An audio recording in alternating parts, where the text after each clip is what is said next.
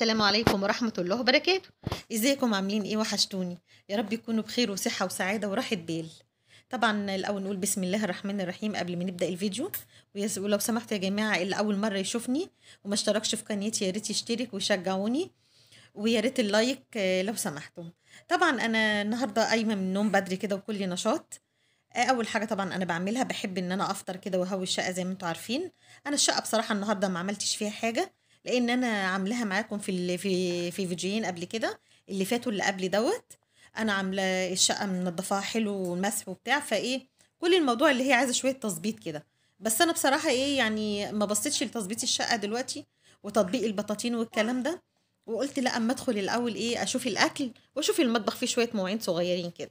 وبعد ما فطرت طبعا اول حاجه عملتها انا دخلت على المطبخ اغسل المواعين واعمل الاكل. تمام. وزي ما انتم شايفين كده انا خلصت مواعيني وهشيلها بقى خلاص في اماكنها، عشان بحب كده وانا بعمل الاكل الدنيا تبقى رايقه حواليا، ما تبقاش مكركبه حواليا. طبعا انا كنت جايبه معاكم في الفيديو اللي فات بتنجان رومي، لو فاكرين. وعملت بقى الطاجن القمر ده، وهقول لكم بقى انا عملته ازاي. انا طبعا جبت اول حاجه الطاسه كده، حطيت فيها معلقه توم كبيره ومعلقه كزبره ناشفه ومعلقتين زيت.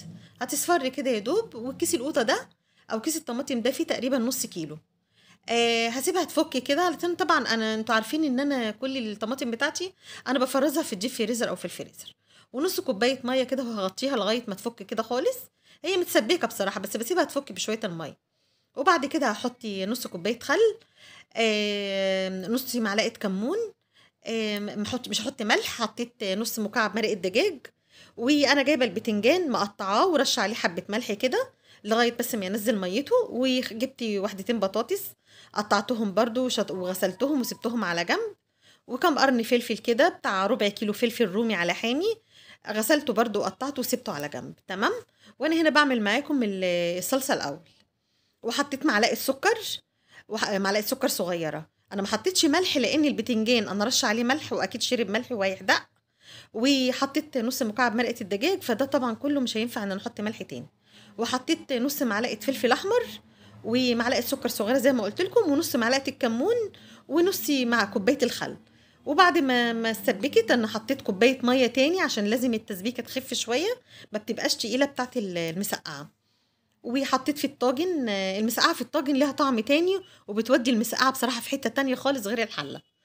انا طبعا جبت الطاجن حطيت الاول كده حبه صلصه او تسبيكه في قعر الطاجن. وبعد كده رصيت البتنجان والفلفل والحاجه زي ما انتم كنتوا شايفين.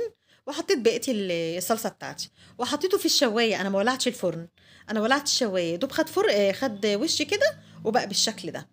طبعا بقى اسكت على كده؟ لا طبعا. قلت لازم يطروا على قلبهم كده ويحلوا بايه. عملت لهم حله رز بلبن محترمه. انا طبعا ما جبتش طريقته ولا حاجه لان طريقه الرز بلبن يعني بالتالي كل عارفها. وعموما انا هعملها برضو في فيديو تاني باذن الله.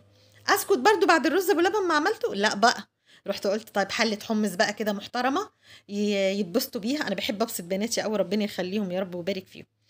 طبعا الحمص ده انا بلاه معاكم لو فاكرين برضو في الفيديو اللي فات وكنت حاطاه في التلاجة. كل اللي عملته انا دلقت ميته وحطيت ميه نضيفه خالص. مبلول طبعا حطاه في الميه بقاله يومين. ورحت حطيت حطيت طماطم وحطيت توم وحطيت كمون والملح. تمام. وبعد ما استوى خالص انا هنا خدت منه بتاع كبشتين كده ميه من الميه. خدت كبشتين وعصرت عليهم 3 ليمونات وحطيت معلقه شطه ونص معلقه كمون. دي دقه انا بعملها كده احطها بقى فوق الايه، فوق الحمص في الكوبايات للي عايز شطه.